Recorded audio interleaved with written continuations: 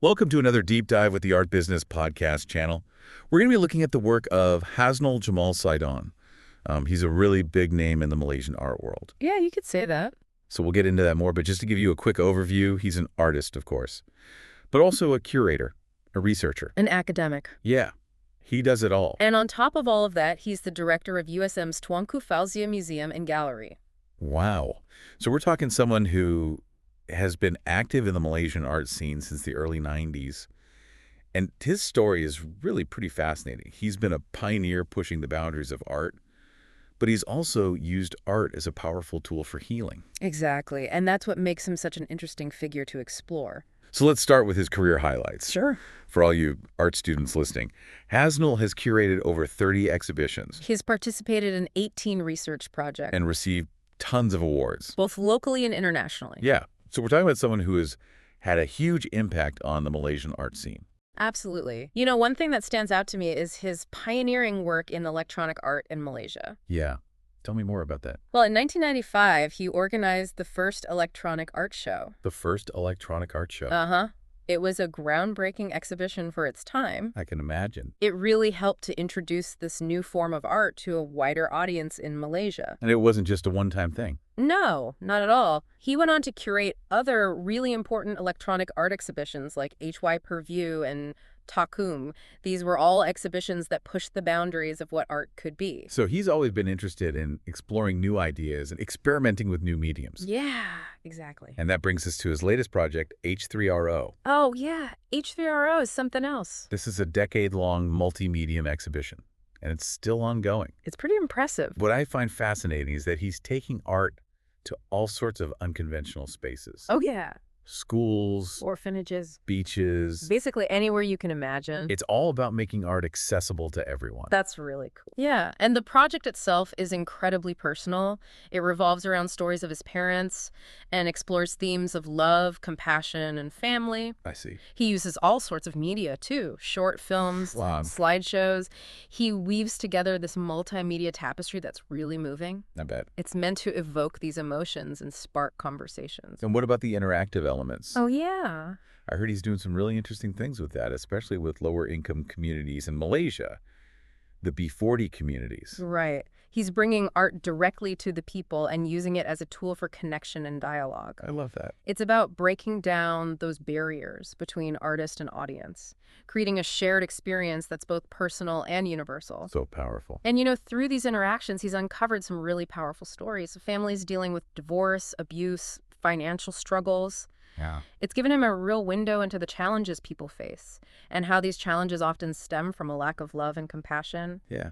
It's like by bringing art to these communities and creating this space for open dialogue, he's tapping into a very human need for connection, understanding, and ultimately healing. You got it.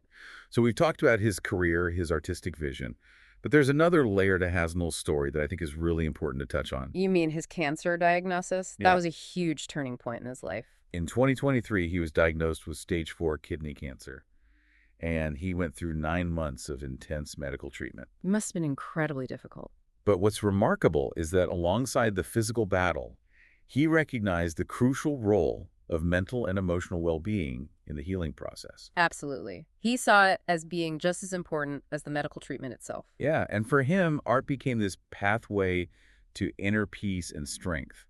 He found that achieving a state of silence through prayer and art making helped him navigate the emotional turmoil of facing cancer. He talks about this state of tranquility as kusyuk. It's an Arabic term that speaks to a deep sense of stillness and connection with the divine. That's beautiful. Yeah. And he also talks about this concept of synchronizing with the energy of the world through his art, like tapping into this universal flow and finding harmony within himself and with his surroundings. You know, when you think about it, to synchronize with the energy of the world, it's about being fully present in the moment, letting go of distractions, and allowing your creative process to flow freely. I like that. It's about losing yourself in the act of creation and emerging from that experience with a renewed sense of peace and clarity. And for Hasnul, this isn't just some abstract, esoteric concept. It's a lived experience, a practice that he cultivates through his art. And that has become an integral part of his healing journey. Definitely. You know, it's interesting how this idea of synchronizing with a larger energy ties into his H3RO project. Remember how we were talking about how personal it is, how it's centered around stories of his parents? Yeah. Well, that connection to family is really at the heart of his concept of returning home, which is a theme that pops up a lot in his work. Returning home. I think for a lot of people, that makes them think of like a physical place. But for Hasdell, it seems to be something much deeper than that. Oh, definitely. It's about returning to those core values of love and compassion, those foundational relationships, especially with parents, that really shape who we are. And he's observed that often unresolved issues within families can have a ripple effect. They can impact how individuals face challenges in life. So it's like those unresolved issues become this underlying tension that affects everything else. And through his art, he's encouraging us to kind of examine those issues and strive for peace, forgiveness, and ultimately cultivate more compassion. Exactly. And he sees a direct link between our tendency to neglect our emotional and spiritual well-being and the alarming rise in mental health concerns that we're seeing both in Malaysia and globally. It's like we're so caught up in chasing external success and material wealth that we forget to nurture those internal landscapes. Right. And he's particularly concerned about how Malaysia's aging population is coping with these societal shifts, where the focus is often on economic progress at the expense of mental and emotional well-being. It's a tough balance. It is. And he believes it's time to prioritize a more holistic approach, one that encompasses not just the physical, but also the mental, emotional, and spiritual dimensions of health. It's about recognizing that true well-being isn't just about having a lot of stuff or achieving external markers of success, but about finding that inner peace and balance. Exactly. And he believes that artists have a crucial role to play in facilitating this shift. Think about it. Artists, by their very nature, engage with the subjective realms of human experience. They explore emotions, they delve into the subconscious, and they express these complex inner landscapes through their chosen mediums. So you're saying that artists are uniquely equipped to help us navigate those emotional and spiritual dimensions, to foster healing through creative expression and connection. Exactly. And Hasnul's work is a beautiful example of this. It's not just about creating aesthetically pleasing objects. It's about using art as a vehicle to grapple with profound questions about life, death, healing, and the human condition. It's about sparking those deeper conversations, Mhm. both within ourselves and with the wider community, about what truly matters.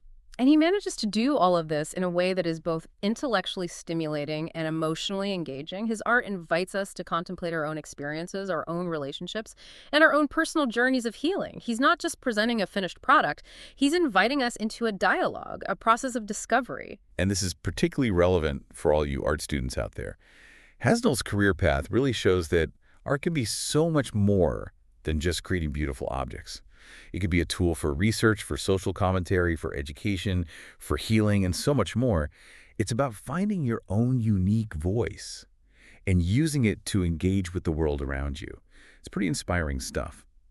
So for those of us who are, aspiring artists, what can we learn from Hasnul's approach? I mean, his work is so powerful and thought-provoking, but how can we, even in our early stages, begin to tap into that kind of creative energy and impact? You know, that's the beautiful thing about art. You don't have to be a world-renowned artist to harness its power for healing and connection. It's really about finding those small, everyday moments to engage with your creativity. So you're saying it's not necessarily about creating masterpieces, but more about the process itself. Exactly. It could be as simple as sketching in a notebook, experimenting with different colors. Writing a poem, or even just taking a mindful walk and appreciating the beauty of nature.